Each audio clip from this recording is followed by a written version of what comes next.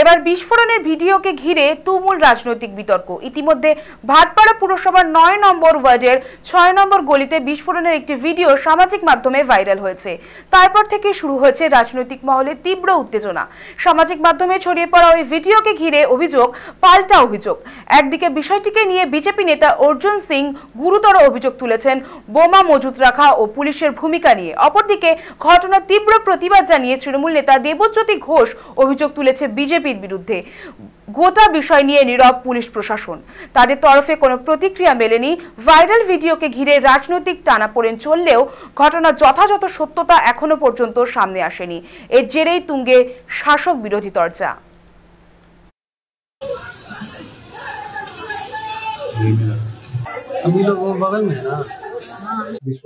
বিস্ফোরণ হয়েছে, এলাকার লোক জেগে গেছে, এলাকার লোক পুলিশকে ডেকেছে, পুলিশ এসেছে। পুলিশ যথারীতি টাউন প্রেসিডেন্ট তৃণমূল কংগ্রেসের সভাপতি, এখন তো ভাটপাড়া থানার আইসি আছে, উনি যথারীতি কেসটাকে ধামাচাপা দেওয়ার চেষ্টা করছেন।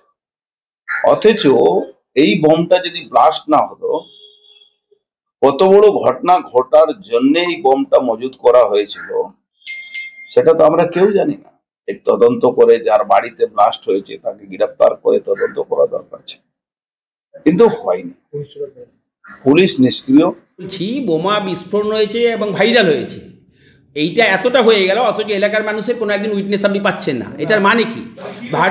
আমি বলছি ভারতীয় জনতা পার্টি যে কায়দায় দাঙ্গার ছবি পরিবেশন করছে, যে কায়দায় অশান্ত ভাটপাড়ার ছবি পরিবেশন করছে, তাতে সরকারকে এবং প্রশাসনকে একটা মেলাইন করার অপচেষ্টা। এই ছবিটার কোনো অস্তিত্ব নেই।